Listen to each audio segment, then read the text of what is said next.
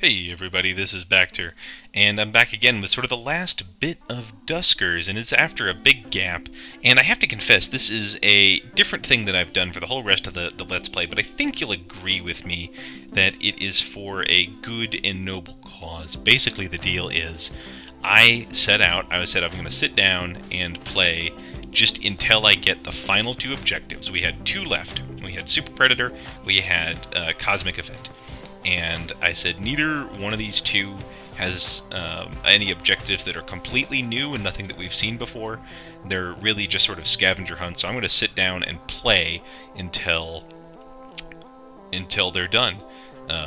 And then I looked at my recording and saw that it was 5.5 hours long. I sort of pulled a late nighter getting all this recorded, and I thought, man, that's way too much dusking for even the duskiest of viewers, which I assume many of you are. So I cut it down fairly ruthlessly, and instead I sort of just did a supercut at the end. I'll talk to you about the last two objectives, and then I'm just going to talk about Duskers in general.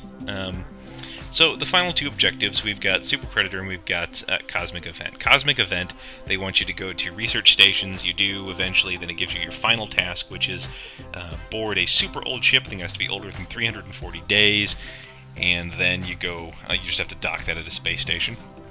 So that's not so bad. Super Predator is the longest one. You have to, in one run, map out 3 randomly generated space stargates, those transporter ones, and then that triangulates the position for you of a final randomly generated ship in a randomly generated galaxy, and you have to go there.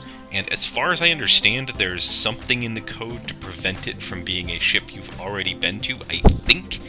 But if that isn't true, I feel like either I played an earlier unpatched version or that isn't the case. Because if it's a ship you've already been to, then you're just out of luck. You cannot visit it at all. So, tough luck, my boy. Anyway, those last two objectives are, as I said, really more scavenger hunts. And the pace the game requires you to take is quite slow for stuff like this, because you really can't zip around the galaxy. Part of the whole point of Duskers is you're always right on the very verge of collapse. You can't really acquire a comfortable amount of scrap. You can get these massive vessels, these barges or recycling ships or whatever that let you take on 145 scrap like you see me having there. You're really not going to get that much scrap unless you take things breathtakingly slow. And it's an interesting game mechanic. It's well, let's compare it, for instance, to FTL, which is another space exploration roguelike hard quote-unquote game. And FTL is really a faster burn. I mean, you can put like a half hour or 40 minutes into a run and then get a run of bad luck and just die with there's nothing you can do about it, and that's frustrating. But a lot of FTL runs that I've played anyway are meant to be sort of done back to back. Like you do it and you make one mistake and then you fail and you learn a little bit and then you try a run again. And Duskers just twists the knobs on that really a little bit. It's a little different, and honestly, all things considered, I prefer Duskers. And the reason is, I genuinely, with one exception, I don't think I've ever started a run of Duskers that when I died, I genuinely thought, okay, this is the game's fault, nothing I could have done would have changed anything. The RNG just, pounded me into the dirt or anything like that.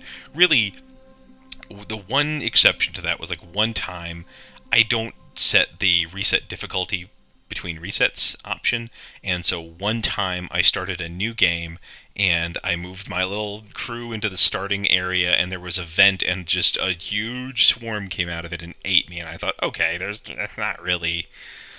I guess I could have left the ship immediately when I saw the vent, and actually I could have done that.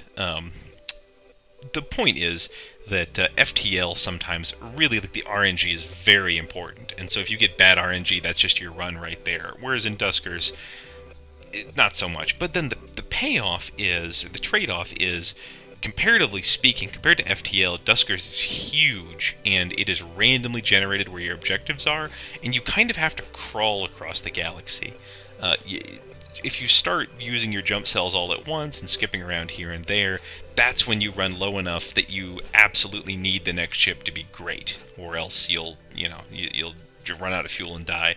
And that has happened to me several times. And in fact, even early in this recording, you'll see me jumping around and skipping about, and that's where I get eaten by swarms, or I vent one of my ships into space, or you saw me in this Let's Play get hit by meteors and eaten by leapers and just all kinds of nasty nonsense. But yeah, having talked about those last two objectives, I thought first off I will share a bit of a spoiler with you and say once you get the two of them done, once you complete that last objective, as some people in the thread have guessed, indeed, you were just returned to the system screen. You can keep going, you can dusk to your heart's content, and you get a few things for that. First off, you randomly will get more of the unfiled messages if you enter into ships that, have that particular kind of unfiled message. And second, as the game progresses, you get these "Hey You" messages. And those are very interesting. All of the messages actually are good. The writing is a high point of this game, as I've said before. But I thought I would talk a little bit about what that does to the game, and just do a little meditation on why I like Duskers, and what kind of a game it is, and what kind of things it makes me feel, and just why games in general seem to be doing this. Now, one thing you can definitely say is I haven't done Let's Plays of a whole lot of AAA big games, and I know that what I'm about to say doesn't really apply to them. It applies to my weird little niche of indie games. So when I say it seems like a lot of games are doing this lately, I guess you could argue that I'm self-selecting for games that are, and maybe that says something about me more than about the games, who knows. But the point that I'm going to say is, a lot of the games that I've been playing, and I've just noticed this, is they don't include the final section of what might be called the hero's journey. And if you haven't heard of the hero's journey before, the basic idea is it starts with a person who's living comfortably, although not achieving their full potential, is the idea. Think of Bilbo Baggins in the Shire, or anybody that's just, in generic starting town number 378. They're just hanging out, doing their thing, and then some inciting incident happens, and the prototypical, archetypical version of that is either a stranger comes to town or a person goes on a journey. So there's some disruption of the daily schedule. If you were playing a super generic RPG, that usually is the Empire or the demon armies or whatever just stomp your little idyllic village flat. That happens quite a bit. But it can be anything. There can be any kind of inciting incident. And then the person goes on a journey. They acquire skills. You can get a lot more in detail than I'm going to. There's a lot of specific beats that happen within the journey, and really, I would recommend looking at it because you'll find a lot of stories follow this extremely well. I actually was listening to a podcast recently with Rick and Morty creator Dan Harmon talking about how he uses and sometimes fails to use part of the hero's journey. But the idea is, most people that are writing stories and writers and people that are wanting to, carefully write their stories and craft their stories at least know about this cycle and know that it's important. And in Hyper Light Drifter, in the final station, and in Duskers at least, the ending part, which is after their journey, after they've acquired something, the hero comes back to the original setting that they came from before, wiser or changed in some way, and they either bring that change to help the community, or they settle into their new life. They don't always have to go back to the same town, but they go back to some kind of stable state, and sort of the success, the point of the journey is then they're able to live different and live better. And as I was saying, I mean, I'd encourage you, by the way, I really enjoyed both of those games, Hyper Light Drifter and The Final Station. So if you haven't seen those Let's Plays that I've done, I would encourage you to watch those, or heck, just get them yourself and play them, or watch a long play or something. You don't have to watch my stuff. Like and subscribe. But we're so wanting to avoid spoilers in those two, I suppose. We're denied the final act. That's a bit of a spoiler, but whatever. And in this one too, we've learned a lot. Not only are we a better drone pilot, not only, which is of limited value, you've got to say, but we've learned a lot about the galaxy, but we can never get back. And what's more, what I find really interesting about Duskers and what it does that like the final station doesn't really do this, and of the three, I would say Hyper Light Drifter the most does something like this. Um, what Hyper Light Drifter certainly doesn't include is both of those have an ending in which what we might have wanted for a conclusion is denied. Now, in Hyper Light Drifter, it's not clear what the character thought was going to happen at the end, whether he thought what was going to happen, or whether he's happy with the ending or what. It's very clear in the final station that things didn't go as we were expecting them to in the end. Really, for the whole game, things aren't going as we'd expected them to, but like the ending isn't what we were hoping for. Whether or not things are going to be good in the end or not is again up for question. But we're really like just structurally denied the entire ending sequence in Duskers. We're given this universe, and I really like the writing and the logs and everything. We're given this fairly detailed universe which is falling apart in a certain way, in some undefinable way, really. And so we don't get the initial act where we're a person just living our normal lives. We're meant to assume that. We wake up, we're a drone pilot, which is an international space hero, so we can imagine ourselves being that. And in terms of roleplay, I think I've maybe said this before, but Duskers is particularly good because the character in Duskers, like the main character, is just some person behind a screen. And, you know, not to be too obvious, but that could easily be any one of us. Just by playing the game, you are very closely assuming the role that they want you to take. So that's not hard to get into, and you don't ever learn a tremendous amount about us, except that you know that, you know, we're willing to do this for some reason. We've signed on, or we continue going and finding out more things. If we explore more, it's because we ourselves are curious. And if we try to piece together the mystery, it's because we, the player, have decided that that's a good thing to do. By sort of, and, you know, the game doesn't tell us that there's going to be no ending necessarily. Like, it, you know, we're not told that the whole way. But it's not really a surprise by the end. I kind of thought that's what was going to happen. I had an idea, maybe, that once you completed the final task, it would, I don't know, crunch all the data and give you some super final goal or some super hardship or something. But I wasn't super surprised when it didn't give me anything. And I was just sort of left alone to contemplate what I had done before. And I would say that being alone and being isolated is definitely a major, major theme of this game. And it's certainly, you know, you certainly are. Like, you intermittently get these messages about, hey, you, that are clearly somebody writing. Well, it's not even clear that they are writing to you, honestly. Like, they're writing to somebody who is doing the kind of thing that you might be doing. But when you run out of fuel or all your drones die, and let's see, here's me getting the final goal for Cosmic Event. When you run out of drones or your ship dies, you just restart as somebody else. So, you know, are you the same person? Are we potentially like an artificial intelligence transmitting our programming around? What's going on there? We don't know. It's ambiguous. It's ambiguous who we are, and it's ambiguous what we were hoping to achieve, and it's ambiguous if we're happy with the ending.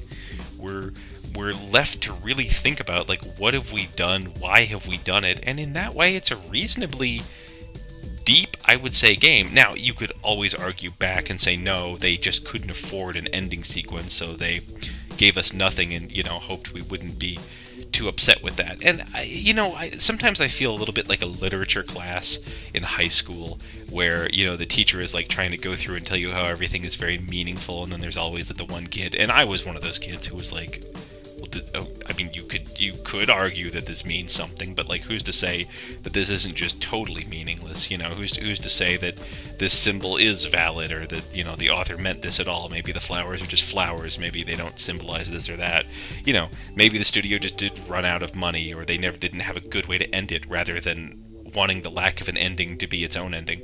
But I'm not happy with that. So much else in this game seems so structured and planned. Every I don't see a lot of, just as a simple example, I don't see a lot of modules that are totally useless. One of the things I've really enjoyed about this Let's Play is I definitely had like my stable of modules and drone types that I wanted to use when I played through just for myself, and wanting to show off things in the game has really showed me that, yeah, everything is super useful.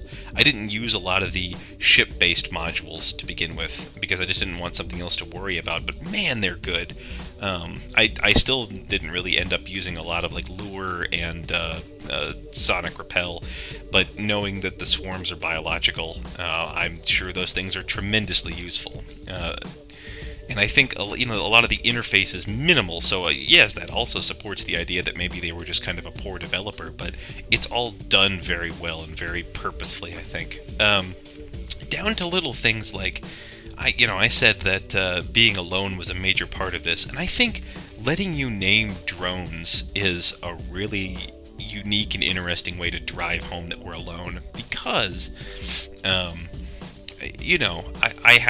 imagine it's part of the software that lets you have like call signs for your drones, and I imagine that when the universe is running well, most drones are, TH-67 or something like that.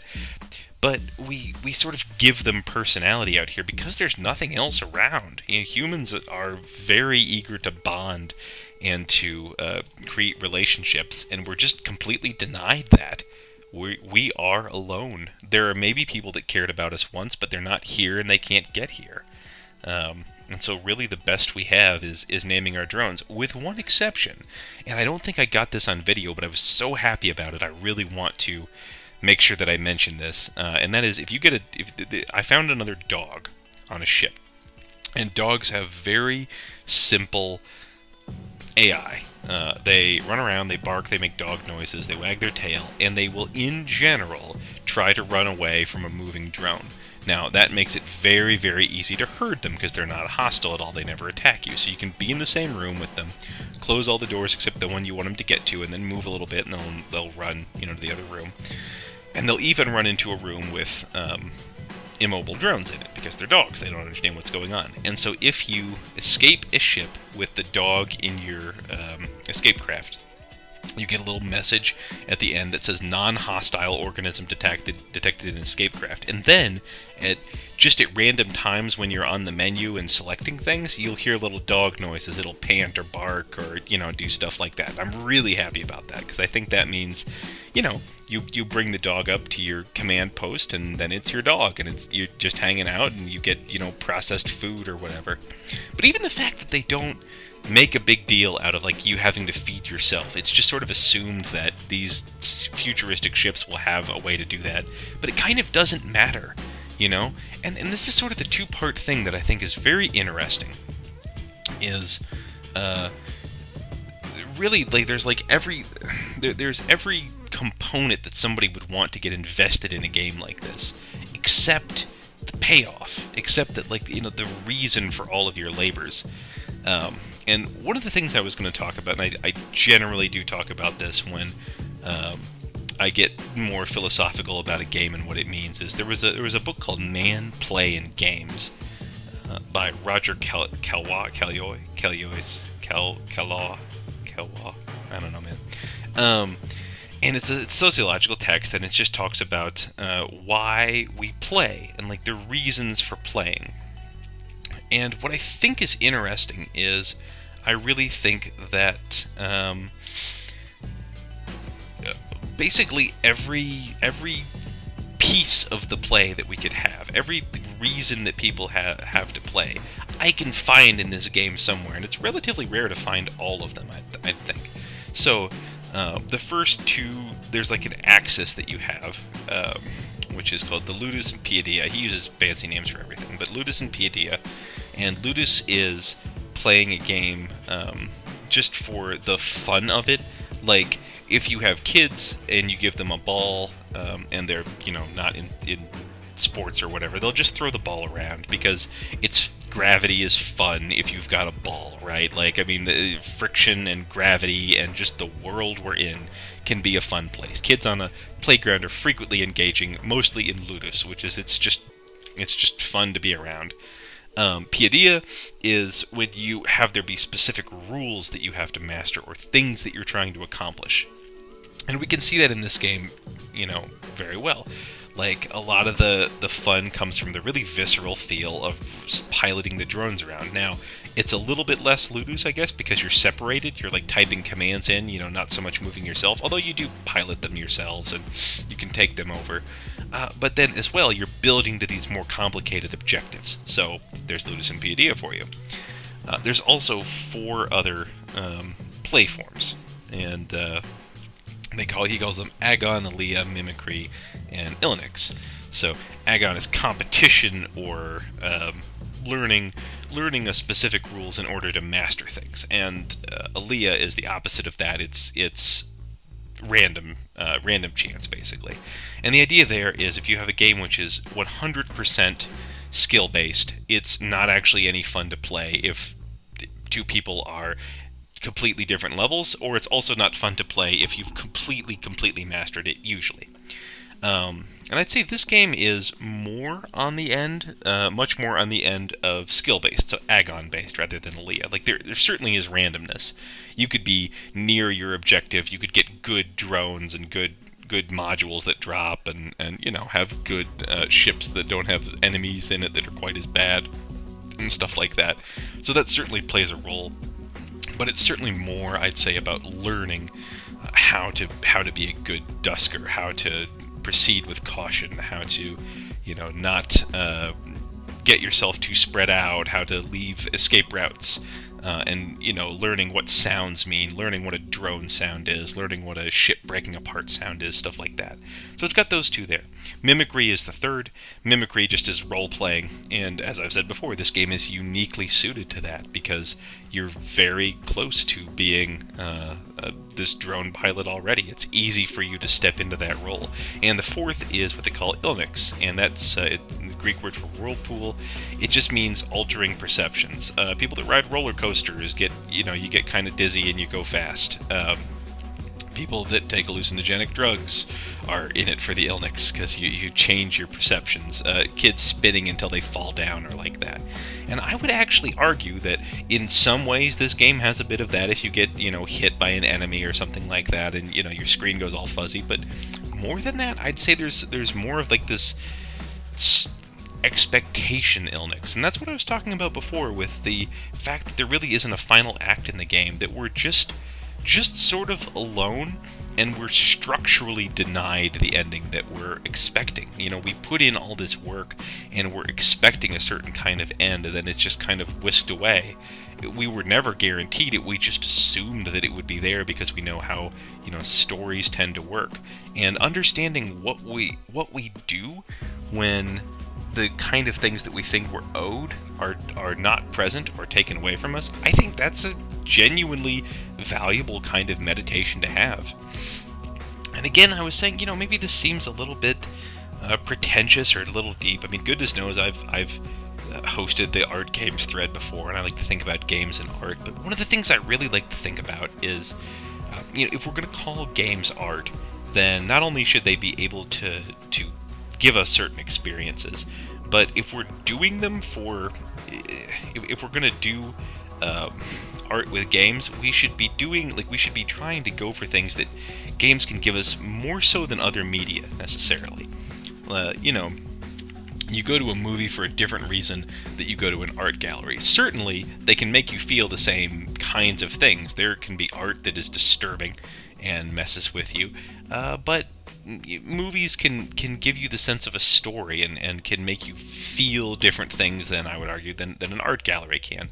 Likewise, this is one of the things that I think games is able to do better, is give you sort of ownership of the story, and give you these expectations.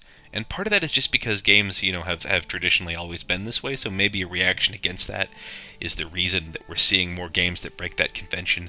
But just the idea that we have inside of us that once we've mastered our craft, once we've done the thing, then not only will we succeed at our task, which I would argue we do succeed at in Duskers. I mean, we wanted to find out what was going on. That's sort of what we discover about our task, and we do. But then there's this implied other thing, like, and our real task is get home and get adulation, or, you know, find our sweetie, or whatever. And that's not there, it's just missing, and we can't get it. And it makes you feel kind of anxiety and anger. You know, people in the thread are I predict, will be angry about this Duskers ending. People were angry about the ending to the final station. People were real mad about the ending to a final station. And a bit for Hyper Light Drifter as well. And having that kind of just raw emotion to something, like, you could argue that it's the game cheating us out of something, but I think, like, interrogating that anger can be really genuinely useful. You know, you see a little bit of your statistics when you're all done with the game, and it just makes you think over what you've done and how you've enjoyed it, and then to see if the fact that it didn't end the way that you thought it was going to invalidates it, or makes it so that you wish that you hadn't done it, or just makes you think about stuff in general. So not only is this a fun little game that I think has good mechanics, it just sort of bumps you up against the edge of your expectations and your perceptions, and just makes you think a little bit about where you are, what you are. It makes you glad for the people around you, I'll say that, and just causes you to think. And that's, you know, that's really what I ask for in a game. That's why I like Duskers. I like it a lot. I've got more to talk about the universe. I've got more to talk about the story, obviously. We haven't solved any of that stuff yet, but this is the main game. That's how it goes, and that's how it ends. I hope you enjoyed it. Even if you didn't, I hope you stick around to talk about it, and I hope you're with me for my next game. So thanks a bunch, everybody. I'll see you in the final teardown video. Catch you later.